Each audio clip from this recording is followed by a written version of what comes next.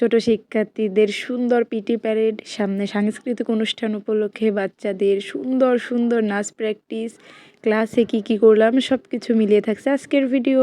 আসসালামু আলাইকুম everyone, it's me Mohini, welcome to my channel. আজকে সবাইকে দেখাবো আমি কোথায় জব করি। এটা আমাদের স্কুলের মেন গেট, আর এই পাশে এটা হলো গার্জিয়ানদের বসার জায়গা। এখনও আমাদের প্রতিষ্ঠানের অনেক কাজ বাকি, যেমন পেন্টিং করা, এরপরে মাঠে মাটি ফেলানো, অনেক কাজ বাকি। আমাদের প্রতিষ্ঠানটি খুবই ছোট, কিন্তু এই ছোট্ট প্রতিষ্ঠানের পড়াশোনার মান বা আদার্স যে কোনো কিছুর মান খুবই বেশি ভালো। আর এই তো এটা আমাদের ছোট্ট অফিস কক্ষ। এখানে আমরা সব টিচাররা মিলে মিটিং করি বা আদার্স সময়গুলো বসে থাকি।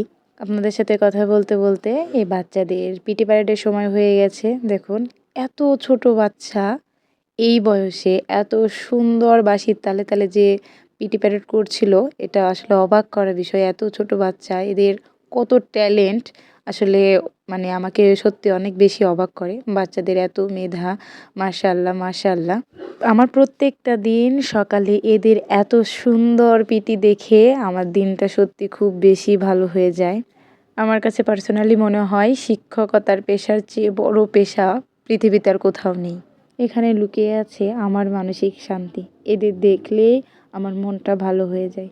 মন খারাপ করে থাকার একদম উপায় নেই। তাদের মিষ্টি মিষ্টি চেহারাগুলো দেখলে যে কারোর মন ভালো হয়ে যাবে, কথা দিচ্ছি। আর এই মিষ্টি মিষ্টি ছোট্ট ফুলের মাঝে এই যে এরকম দুই একটা দুষ্টু থাকে, এ একদম পিটি করে না, নিজের মর্জি মতো চলে। সময় কত পরিবর্তনশীল। এক সময় আমি কারো শিক্ষার্থী ছিলাম, আজ আমি এত শিক্ষার্থীর টিচার। ভাবতেই কেমন যেন লাগে। আজ আমার কেন জানি আমার টিচারদের কথা খুব বেশি মনে পড়ছে। আসলে টিচার আর স্টুডেন্টের যে সম্পর্ক, ভালোবাসা, এগুলোর মূল্য আজ সময়ের ব্যবধানে বুঝতে পেরেছি। যদি সেই সময় থাকতে বুঝতাম, তাহলে হয়তো আমার টিচারদের আমি আরও অনেক বেশি সম্মান করতাম, আরও বেশি শ্রদ্ধা করতাম। টিচারদের কথা যদি তখন সব কিছু মেনে নিতাম, মন দিয়ে শুনতাম, তাহলে হয়তো জীবনটা আরও উচ্চ মাকামে উঠতেই পারতো। তবে সব কিছুর জন্য আলহামদুলিল্লাহ, আমি আমার টিচারদের আদর্শে নিজেকে তৈরি করতে পেরেছি। আমিও আজ টিচার, ভাবতেই ভালো লাগে।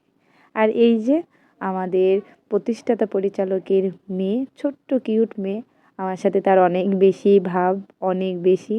আমরা অনেক দুষ্টামি করছিলাম। আমরা দুজন সবসময় এমন খুনসুটি করতেই থাকি। এরপর চলে গেলাম ক্লাসে, বাচ্চাদের পড়াচ্ছিলাম। এরা এত মনোযোগী আর এত শান্ত, মাশাআল্লাহ, সবাই এত মনোযোগ দিয়ে পড়াশোনা করে। আমাদের শিক্ষার্থীদের ডেডিকেশন দেখে আসলে নিজেদেরই খুব বেশি ভালো লাগে।